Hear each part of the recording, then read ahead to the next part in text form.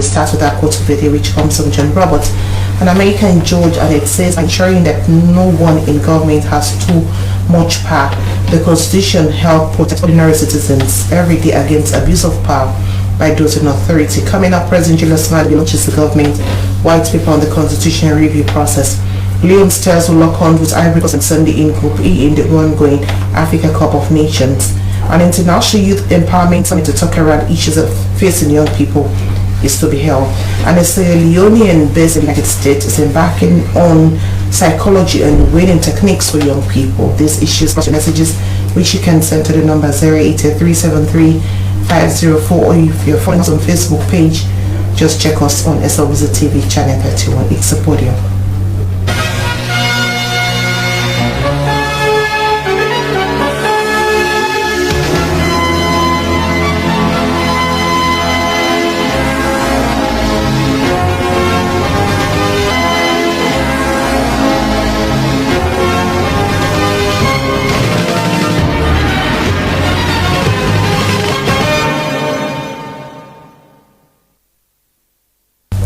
Welcome to the final segment of the Podium for this week. Today is Friday, the 14th of January 2022.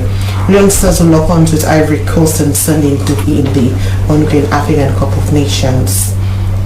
Earlier, Leone Stars had a draw with the defending champions Algeria. For further insight into preparations, we have a colleague journalist as a sports producer for Eagle Radio in the studios, Palace City. Good afternoon, welcome to the Podium, sir. Good afternoon to you, Selma. Good afternoon to viewers and listeners. What's expected at this time? Because the first game it was a draw, and now we are going to face Ivory Coast already that has already secured my goal with their first game. Yes, indeed. Sierra Leone plays in Group A alongside the Elephants of Ivory Coast and the defending champion, the Foxes of Algeria, and also Equatorial Guinea. We saw our last match on Tuesday, which Sierra Leone played against Algeria. It was a surprise. Nigerians were not expecting Sierra Leone to put on some kind of performance. It was really, really amazing from our boys. So from that game, the boys are really, really determined for the following match on Sunday, which should be at around 400 hours GMT. Sierra Leone play against the Elephant of Ivory Coast. It's a team that, when they played the past or previous matches, they're really, really difficult to play. But this time around is a different ball game. We saw what is happening in the Africa Cup of Nations. Big surprise, small than the show. There is no more pullovers in football in Africa. There is no more powerhouse in football in Africa. We saw the other matches which played 2 days ago. So Sierra Leone really are determined. Even yesterday when they had another team, Kai Kamara really told the boys or told the president in Cameroon that we are here to perform. We are here to bring the trophy to Freetown, Sierra Leone. We are here to make Africa write our history. We are in Cameroon to surprise the world. I think what they have started on Tuesday. So it's no surprise that come Sunday, I'm expecting our boys to put on more performance they played against the Algerians. Different techniques for Leone Stars playing against Ivory Coast, like you mentioned, it's a rather difficult team to also play with. Yes, indeed. Even the coach for Ivory Coast, when he had a post-match interview after they played against Equatorial Guinea yesterday, which won by 1-0. We asked the star players that were reserved or that were substituted. Sarah played for Crystal Palace in England, and also Pepe played for Arsenal. He said he reserved those players for the second match. He saw the way Sierra Leone played. So you don't underestimate anything. That's why he really reserved those players. So indeed, yes, indeed, they are Ivorians, they have the power, they have the big stars. When you talk about the European leagues, well, as I said earlier, there is no more minors in Africa football. There is no more pushover. So I believe on Sunday, our boys are really determined because they have a lot of motivation. Even their match allowances is supposed to be $3,000. When the minister called in Freetown and said no, because of their performance, now each match allowances or match appearance is $5,000. That a huge sum of amount is a way of motivating them. So which I believe, come on Sunday, our boys will really give us some support. So let's just talk about, is it ideal at this point for Coach Kista to use that same lineup? Because there was this issue about Buya, the issue about the likes of Kai Kama, and a call for at this point for Musa to be included. First of all, John Kista is a coach that is very difficult to determine. You cannot say this is where Kisa will handle his team. But look at what we saw on Tuesday when we played against the Algerians. Yes, we had a lot of chances, 2 clear chances. But after the match, what happened? He went on the Facebook page. He did apologize to the fans. He said, yes, indeed, he is here to learn as a professional football. He is here to know where the mistake, where he went wrong. I think they have already corrected that mistake. And also, we had some disturbing news about one of our players, Alaji Kama, they call him Andiano. When we saw the first match, he was substituted because of an injury. That is a serious injury that we taken off on Tuesday. So maybe Bobo Kai got the shadow team there. The team yesterday, we are expecting that Bobo Kai to be part of Sule Bobo Kai to be part of that squad. But again, as I said, John Kisa is not the one that reaching the winning squad or team that put on a very good performance. He usually used to say, you are good at your last game. The kind of performance he saw the boys, I think is going to use the same players, even the same system of play, 4-3-3. He had a mistake when he went to Nigeria, when he had a 4-4-2. In the first half, he played with a 5-3-2 formation. He really knew that the boys are not up to that kind of system. When he went to the dressing room, he tried to correct the mistake. When they came into the second half, we saw what happened with the 4-3-3. From 4-1, we had a 4-4 duo. So that's what he did in the ongoing Africa Cup of Nations. The 4-3-3 formation. Yes, people are calling for Musa to move. Is it why all of us football is about movement? Football is about sport, is about movement. We saw the way the team are playing. Yeah, Musa Tumo will come the time when the need arises. But for now, I don't believe it's the time for Musa Tumo. We have experienced players. Why are fans calling for him to be included? Why? That is football. Football, you have people that really, when the coach for Ivory Coast bench with Zara and Pepe, it was a lot of crime in Ivory Coast while you leave out this player. But again, the coach has his own system or his own plan of playing. So let's allow John Kisa to go through. Yes, Musa Tumbo is the most popular player, is the highest goal scorer in the ongoing Premier League. Even the last previous league, he scored the highest goal. But again, let's give chance to have the experience. Football, as I said, is all about movement. There are players that in their pit, and also they know what they really and what they're there to. So again, yes, Musa Tumbo will come when the need arrives. I'm not the coach, but I believe what John Kisa usually used to do, that you good as your last game. That's why he's using this kind of attacking players. So at this point, what do we need as a team? Do we need another draw again or win? No, we look at the stage. Mathematically, you have 6 groups. First 2 we qualify, which is 12, and they're going to look for 4 best loser included to the 2016. That's of round of 16. So what we're expecting our boys, we need to win on Sunday. Ivory Coast won yesterday, they defeated Equatorial Guinea. It was a hard not to crack for them. We saw the performance of the Equatorial Guinea when they play very beautiful football. We are expecting our boys to win on Sunday. Our last match will be on the 19th against Equatorial Guinea. So you cannot determine the match, the game that you have not played. So let's say game by game. So our game on Sunday we need to, because the Ivorians, they go there to win, because they have already won their first match yesterday. So we need to win for us to have 4 points, or the worst we can go and win against Equatorial Guinea if the need arises, because we are looking also for the best loser. If we are not able to qualify within the first 2 team in each group, we are looking for the 4 best losers. Also, we need to caution our not to concede more goals. We are already on the. But even with Equatorial Guinea, people think it's not a team also that people should not. Yeah, because of the performance. Yeah, we class Equatorial Guinea as a match of 2 equals. We are par. We saw them the way they play. We can display more performance. Even what we did against the defending champion, I believe, come on Sunday, we can even do more what we did on Tuesday. So again, as I said, we need to win on Sunday. If the need arises, our worst result should be draw, so that we can determine how qualify on the last match. Okay, I'll come back to you, colleague journalist Paris. This is sports producer for Eagle Radio.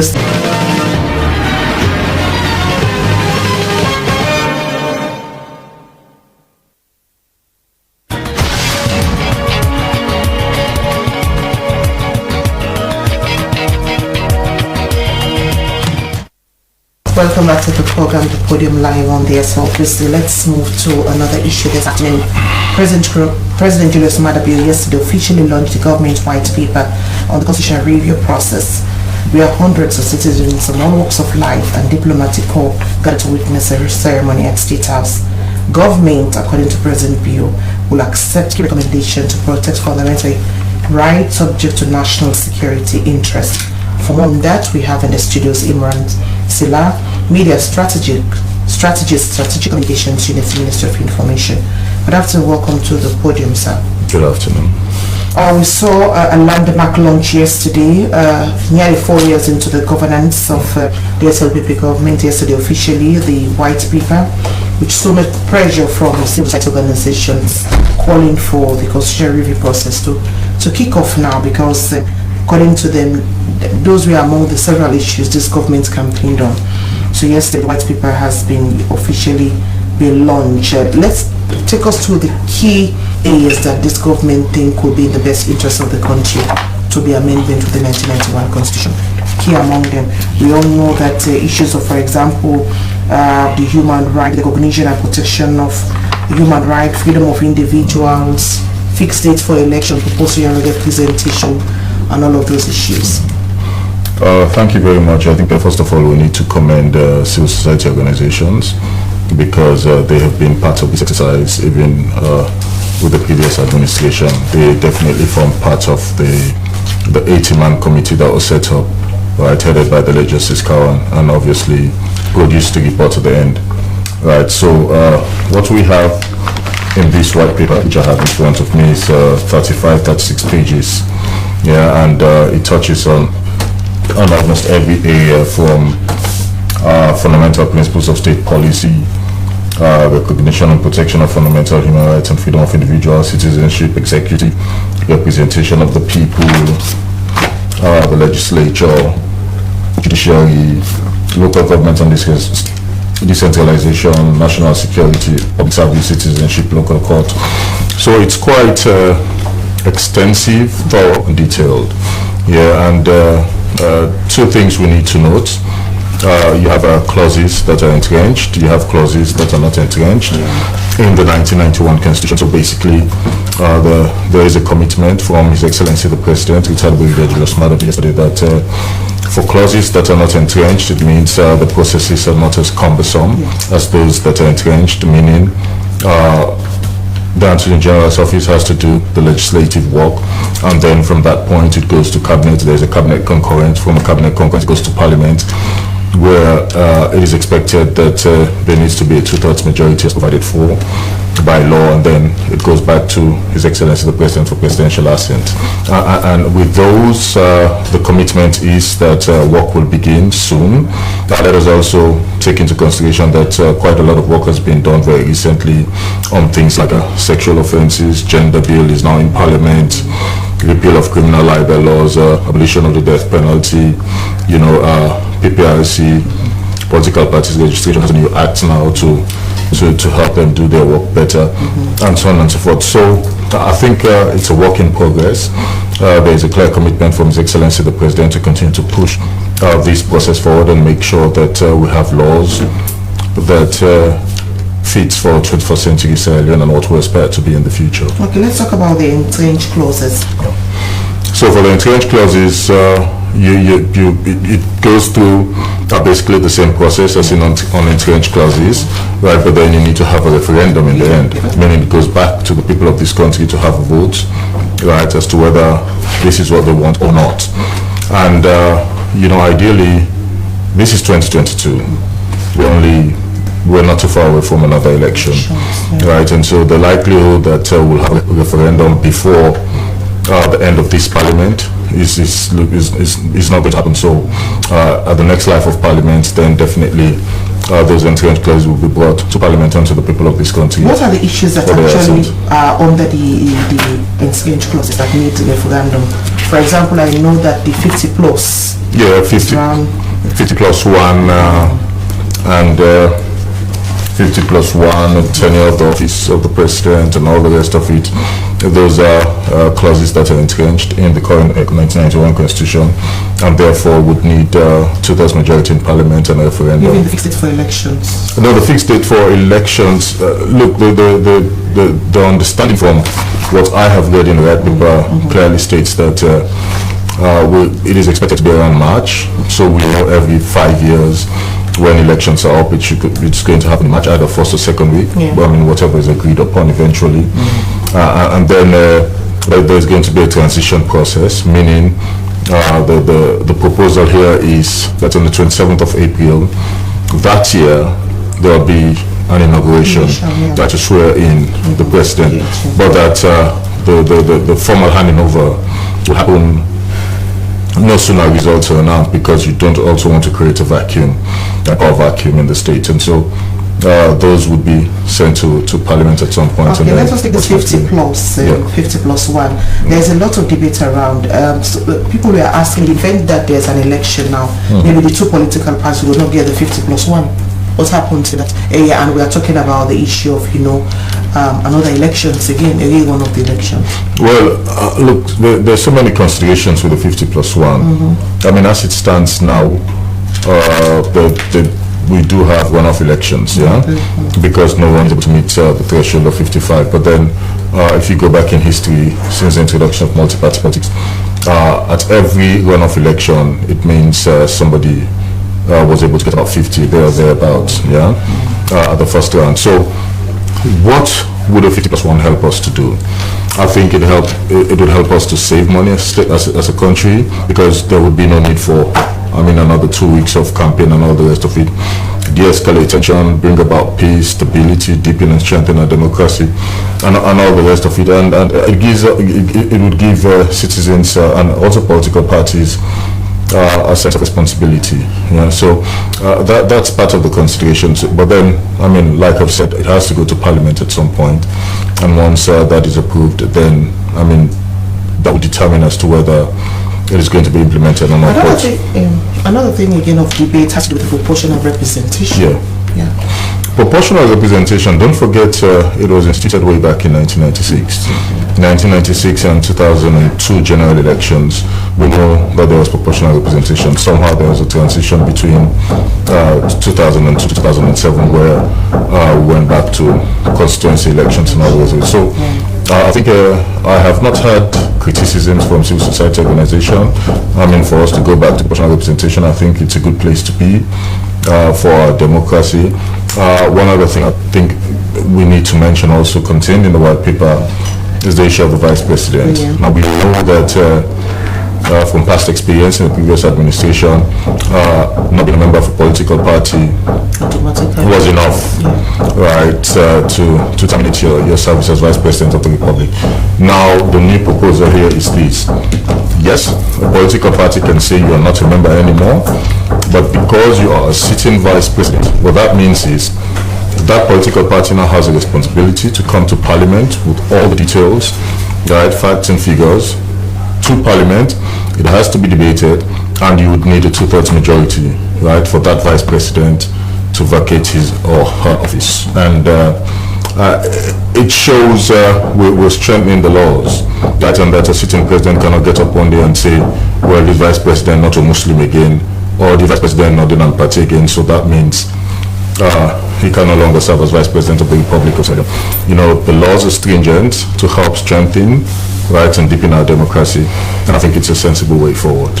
So whilst we talk about the office of the vice, let's talk about again another area. A lot of when it shows also the strength of the politics that has to do with Parliament as well. Many times there's this issue that the political card is used against members of Parliament, so you maybe think the other way around. This issue of 7K.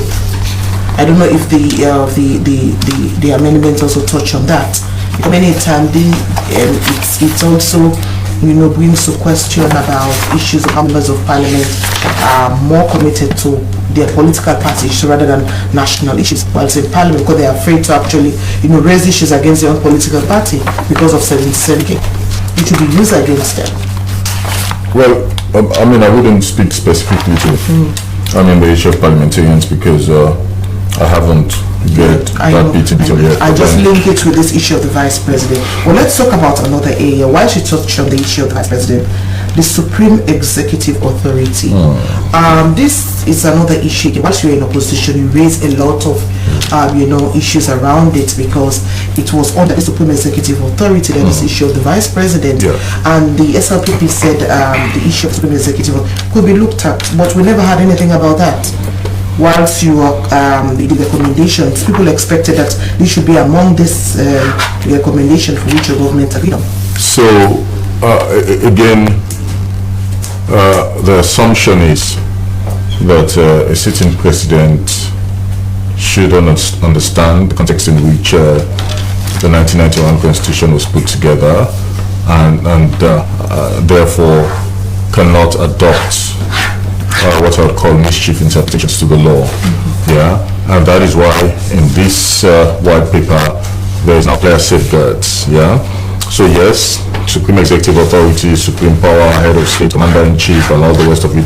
You can have all of those ceremonial titles and all of those functions to perform, but there are certain things you cannot do, and there's clarity now in this white paper. But the title was another challenge again. It was that previous, president used that title to gain so much power in doing a lot of things the title, that society had found. So people expected, while she campaigned on this, this should be among the many recommendations should agree as a government. The title, in my view, and I believe that's the view of government, was misused in previous administration, because that is what was cited in getting rid of a vice president. Yeah, we are saying there are clear provisions now to get rid of a vice president, number one. Second, that would not allow any president to misuse executive power, right? Because provisions are clear as to how to get rid of a vice president, and if that does not happen, then there is no way you can get rid of a vice president. So we still think Supreme Executive Authority should remain in the Constitution, from what I have read, right? But then there are safeguards now around other areas which sort of limits, if you like, the interpretation of Supreme Executive Authority. Now the civil society movement that we are actually pushing for the white paper, they have actually commended the government and all of this. But two key things that they mentioned: there should be consensus, there should be dialogue, extensive dialogue, regardless of region or political, because this is a document that will actually improve the democratic credentials of the country. So there should be a total consensus from all political sides of the country. Oh, absolutely. Absolutely, and I think that should be the spirit going forward. What we intend to create, and that's a commitment His Excellency the President gave yesterday, is to continue to dialogue and interface. I mean, at this stage now, we know we have white paper, we know we have something that is by and large acceptable by civil society organizations. We hope to take this to the people of this country, right, and get them to understand the fine details in this white paper. Civil society organizations, human rights organizations would be an integral part of this process going forward. We know that once the legislative process starts with on entrenched clauses in the Constitution, in the white paper rather, the public will be informed every step of the way, right? And so we intend to carry people along this exercise. I'm just coming from a meeting before rushing into the studios where the preparations are in place now, right, as to how to take this document to the people of this country, right, in collaboration obviously with the Attorney General's Office and the Minister of Justice. Ministry of Information, Civic Education is also going to be involved, civil society organizations. So it's going to be a wholesome exercise. We're all in this together, and that should be the approach going forward. Let us talk about the term limit. What is actually your recommendation? Because what are people actually debating has to do with that the previous white people, the previous government was actually for something like 7 years.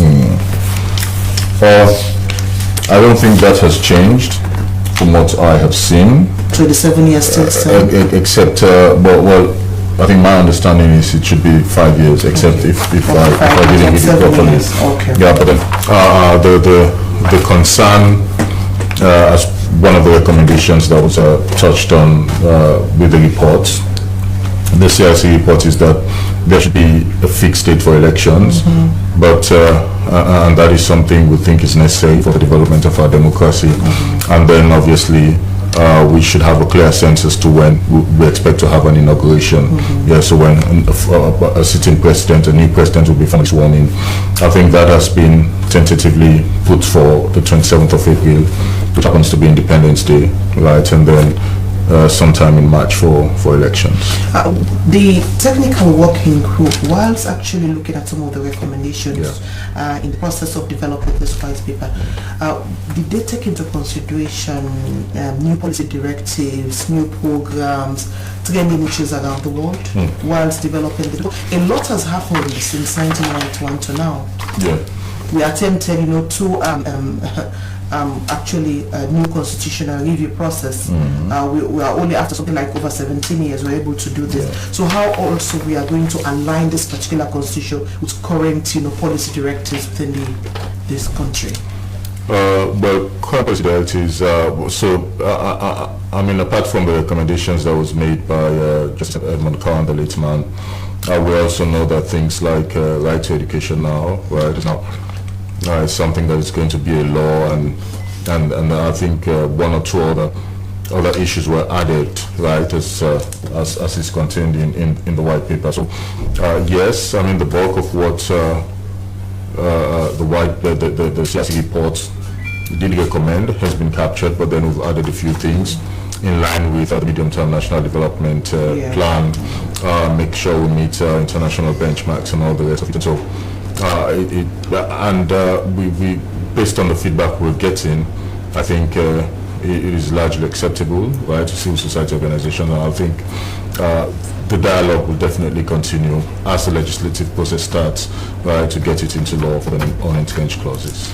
How are you going to ensure that, while some consultation or even referendum, people don't see this, the white paper, as something that's, because it favors the current government? Because tomorrow you will be on the other side. Well, that has never been the intention of His Excellency the President. Yeah, so for example, when we said we were going to get rid of the death penalty, we knew, right, it was the right thing to do for the country, meeting international standards, but even our own very aspirations as a country. In the previous administration, we did see a defense minister go to the Podium Road, cleaning machines and all the rest of it, pretending as if someone was going to be hanged. The death penalty has always been there, in my view, and that's a position His Excellency the President has always been there to intimidate opposition political parties. There is something called the death penalty, same for the Part 5 criminal libel. It has always been there for political reasons. His Excellency the President, retired with the Just Matter Bill, dares to venture where his predecessors has never bothered to look, because we feel that by repealing these laws, we're doing right things for the people of this country, but then also setting ourselves up, right, for a peaceful time in opposition whenever that comes, because that, is down to destiny and divinity. Because that is something that you cannot escape in as much as I feel, and I know that His Excellency the President will have a second term, but at some point this political party will not be in power. Political parties are always comfortable with constitutional issues when they're in power. Well, when they're on the other side, it's something else altogether. We know we're not. I just mentioned the issue of this executive authority, precisely, which they are now actually trying to defend. But whilst in opposition, these are the issues the SLPP was actually raising, and people expected that with this, white petition being the major issue that should be looked at, because you had an issue even with the tab and what follows with the too many powers vested in the president. But today you are saying, well, it's just the terminology, but so let me just say something very quickly, and I can do that in 30 seconds. It says government accept this recommendation that loss of political party membership, howsoever arising, should not warrant an automatic vacancy in the office of the Vice President. Government proposes adding a subsection requiring the party under whose ticket the Vice President was elected to send a resignation of expulsion notice to Parliament for a debate and vote to be taken, supported by a 2/3 majority of all members of Parliament for the said Vice President to be removed. Therefore, Section 548 of the 1998 Constitution is amended in line with the provisions relating to the removal of the Vice President. Now, this is a safeguard, so that President cannot abuse the interpretation of supreme executive authority. It clearly shows that there is a safeguard now to against supreme executive authority, and therefore the need to take supreme executive authority out of the law book does not arise anymore. So that's the kind of thing we have done. We can still keep what we have, but likely in certain instances. Likely the president could use the executive authority in another area beside the issue of the vice president, no? Well, there are not too many areas, again, to use executive authority. I mean, if it's not to remove your vice president unlawfully. Imran, as we're rounding up now, so when will this issue of consultation and education to members of the public to better understand? It's a 35-page document. The people of Salem should understand better.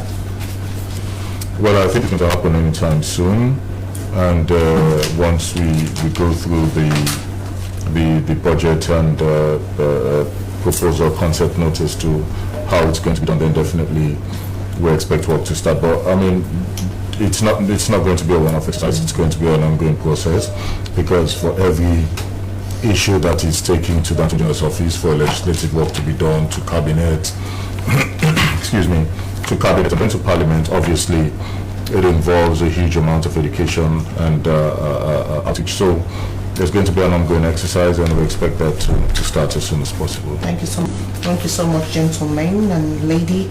That's how we bring down our final segment of the podium. Thank you so much for watching. The Podium returns on Monday. Thank you so much, and do have a pleasant weekend. Bye-bye.